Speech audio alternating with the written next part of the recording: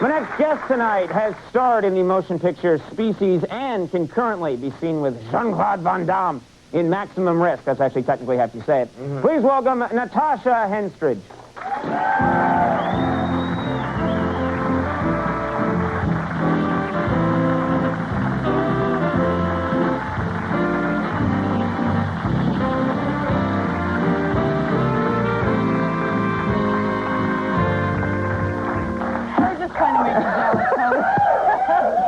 How are you? Wow. Very nice to see you.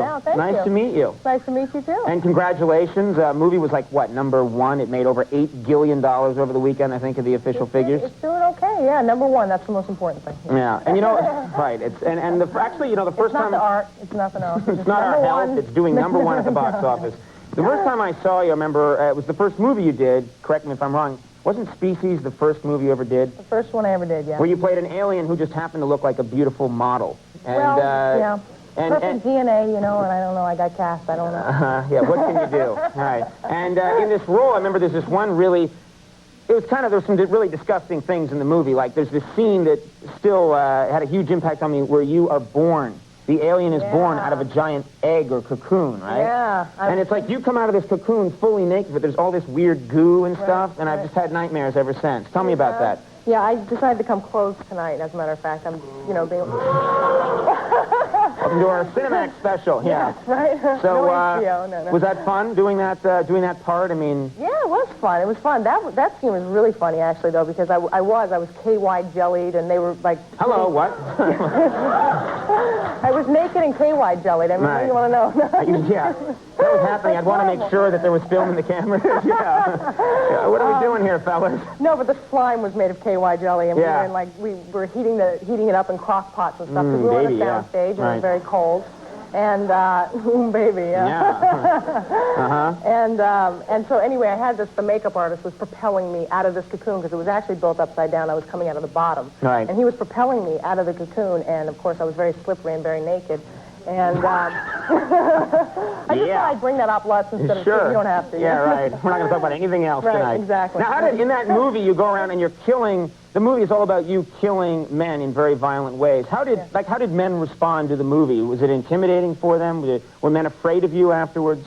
You know, I guess they're a little nervous, you know, around me for a little while, especially like the real sci-fi, you know, freaks. No, just kidding. Those sci-fi people that, you know, love that kind of stuff. They were a little, like, weary, you know.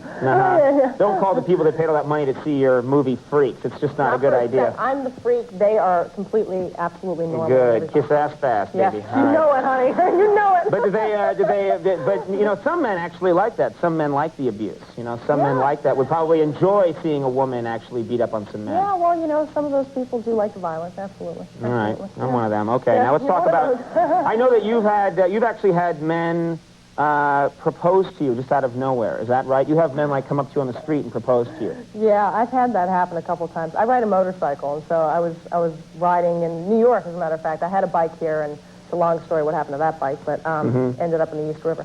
But anyway, I was riding my bike, and I had my girlfriend on the back, and we were driving down the street and get to a red light, and these guys are chasing us, you know, with roses, asking us to marry them and stuff like that.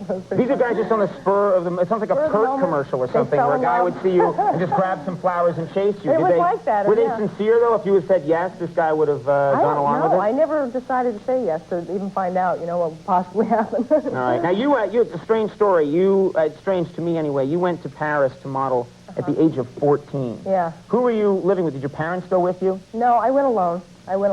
That's just mind-boggling to me. You know, me at 14, I just couldn't do anything. I stayed in my room and ate Cheetos and looked out the window. I wept openly if it rained. You know, I was so afraid of any kind of change of any kind. I would not have had the presence of mind to be able to get on a plane by myself, let alone go to Paris and start a modeling career, because I got a lot of offers. I had plenty of people asking me at the time. I had very long, supple legs, and nothing happened. Absolutely. I know. I can tell. I can tell. The 6'4", the runway. You could do it all, honey. I can tell. All right. No, Paris was interesting, but yeah, I did a lot of eating Cheetos and spending a lot of time in the room myself, as a matter of fact, which is why I left Paris and then came to New York. But you just must have been so, like, driven in, you know, and so confident that you'd be able to actually do that. And, I mean, what are the guys like in in Paris, did they actually live up to the stereotype? Do they have that kind of Parisian mindset? Some of them are incredible, of course, but, you know, I've had my experiences with them. Once I was walking into an audition, and as a model, I mean, I was wearing a short skirt, and I walked into this courtyard. Yeah. It's just a requirement. You make it sound like, you know, you have to or you get arrested. Yeah. All right. And so I walked into this audition, or into a courtyard, and I felt like my skirt raising behind me, and I was like, God, what is that? So I put my hand down there to see what it was. I thought it was maybe my book bag or something. And so I put my hand down there, and I feel somebody else's hand. And I was like, oh, my God. It came off. And you were like, Yeah, right? It was like Friday the 13th or something. There's a murderer loose. Yeah. Really? And did the guy say, oh, I'm sorry, the wind blew? Right. Blew him right in there, right at, No, that just takes, I mean, that just, a guy that has a lot of confidence, a guy that just thinks he can go, yeah, he had a lot of confidence. That in there. Yeah, he had a lot of confidence for a little while, but I took the guy's hand and I freaked out, and I thought he was going to run away, because that's what they usually do in Paris, you know, no offense. But, they usually run off, but this guy didn't, and he came after me, and he was definitely determined to hurt me in some way or another. And so I pushed him away and looked him in the face and kicked him in the face. And he looked at me, and I thought he was going to kill me at that point. So I can kick pretty high, you know, Van Damme, you know how this. But I kicked him in the face, and he looked at me, and his eyes rolled in the back of his head, and he just passed out. And I thought I killed him. And then this other French guy came out and was like, you know, pissed off. Mon Dieu. Yeah. Oh, my God. Right. Yeah, exactly. Right. No. And you knocked the guy out with a kick? I knocked him out, Cole. And have you been trained to do that? Have you really been trained to? No, but I just, my reflex, I don't know what it was.